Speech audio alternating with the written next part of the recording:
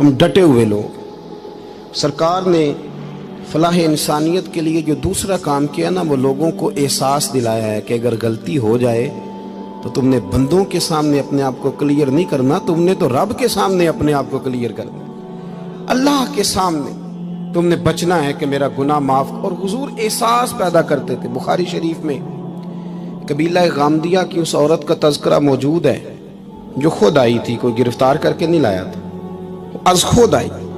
احساس پیدا ہو گیا نا گناہ کا.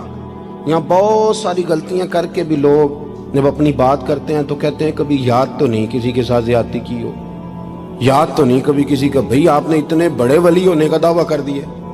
انسان تو انسان رہتا ہے. بڑے بڑے لوگ کہہ گئے کہ یا اللہ اگر انجانے میں بھی بھول گئے ہیں تو ہم سے درگزر فرما. لیکن جب ہم تیار ہی نہیں ماننے کو. حضرت انس بن مالک کہتے ہیں وہ خاتون آئی، کوئی پکڑ کے نہیں لایا، کسی 14 دنوں کے ریمانڈ پہ نہیں اسے منوایا گیا، اسے وہ خود بخود آئی. اور کریم محبوب علیہ السلام کے سامنے جب وہ کھڑی ہوئی تو اتنے درد سے میں نے کم لوگ روتے دیکھے ہیں جس درد سے وہ روئی. عرض کرنے لگی حضور میں غلطی کر بیٹھی ہوں، مجھ سے زنا ہو گیا، مجھے پاک کر دے. تو محبوب کریم علیہ السلام نے فرمایا تو کیسے ثابت کرے گی تو نے گناہ کیا؟ یعنی مجرم کو ثابت کرنا پڑ رہا ہے کہ میں گناہ گار. یہ وہ کمال ہے کہ انسانوں کو احساس ہونے لگے کہ یہاں ہم غلط ہیں. جب اعتراف جرم ہوتا ہے، جب بیماری کی تشخیص ہوتی ہے تو پھر اس کا علاج بھی ہو جاتا ہے. حضرت انس بن مالک کہتے ہیں وہ عرض کرنے لگی حضور میرے پیٹ میں ناجائز بچہ ہے. حضور نے فرمایا جا جب بچہ پیدا ہو تو پھر آنا. وہ 8 ماہ کے بعد آئی تو اس کی گود میں پھول سا بچہ تھا. حضور نے فرمایا واپس جا، جب روٹی کھانے لگ جائے تو پھر آنا. وہ 2 سال 2.25 سال دودھ پلاتی رہی. پھر جب آئی تو بچے کے ہاتھ میں روٹی کا ٹکڑا تھا. کریم محبوب صلی اللہ تعالی علیہ وسلم سے آ کے جب اس نے بات کی تو وہ درد سے روئی، کہنے لگی یا رسول اللہ 3 سال ہونے کو ہیں، میں نے گناہ کیا ہے، میں ساری رات سو نہیں پاتی. حضور تڑپتی، اگر اس حال میں مر گئی تو اپنے رب کو کیا منہ دکھاؤں، مجھے پاک کر دے، میرے حال پہ رحم فرمائے. محبوب کریم صلی اللہ علیہ وسلم نے بچہ ایک صحابی کو دیا، فرمایا بچوں کی طرح پالنا، اور کہا اسے لے جاؤ، پتھر مار مار کے اسے سنسار کر دو. صحابہ کہتے ہیں اسے پتھر لگ رہے تھے اور حضور بے چینی کے ساتھ ٹہل رہے تھے. آ کے خبر دی حضور وہ تو وصال کر گئی، انتقال ہو گیا. فرمایا یہاں تک تو بات اس کی تھی.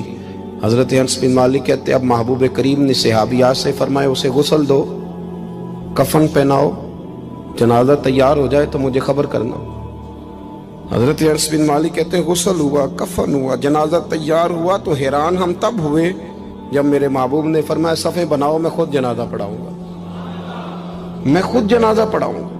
اور سرکار نے جنازہ پڑھایا تو ایک شخص کی زبان سے نکلا حضور اس ملعون کا معاذ اللہ جنازہ جس نے ناجائز بچہ جنا، اس کے لیے آپ دعا کر رہے ہیں، جنازہ پڑھا. حضور فرمانے لگے خاموش ہو جاؤ، تم نے گناہ دیکھا ہے، اس کا احساس نہیں دیکھا. تم نے غلطی دیکھی ہے لیکن اس کی توبہ کا انداز نہیں دیکھا. اور صاحب کنز العمال نے یہ لفظ نقل کیے ہیں کہ کریم محبوب فرمانے لگے اس نے تو ایسی شاندار توبہ کی ہے کہ اگر میں اپنی ساری امت میں بانٹ دوں تو اللہ سب کی مغفرت فرما دے گا.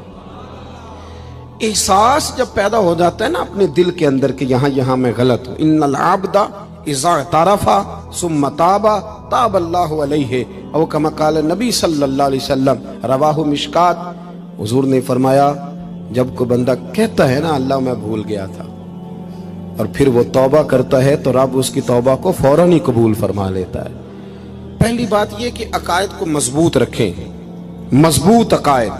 اور یہ جو آج کل ایک اور ماحول چل رہا ہے، کو تھوڑا ادھر کو تھوڑا ادھر، عقائد وہی درست ہیں جن کی تشریح شیخ عبدالحق محدث دہلوی نے فرمائی.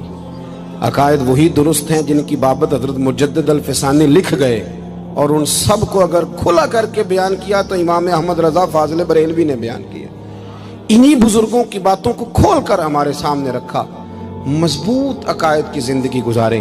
اور دوسری بات اگر کبھی کوئی غلطی ہو جائے پھر اس کا احساس پیدا کریں، پھر اس سے توبہ کریں.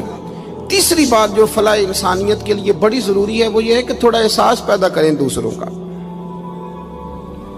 میری زندگی میری ذات سے شروع ہوتی ہے.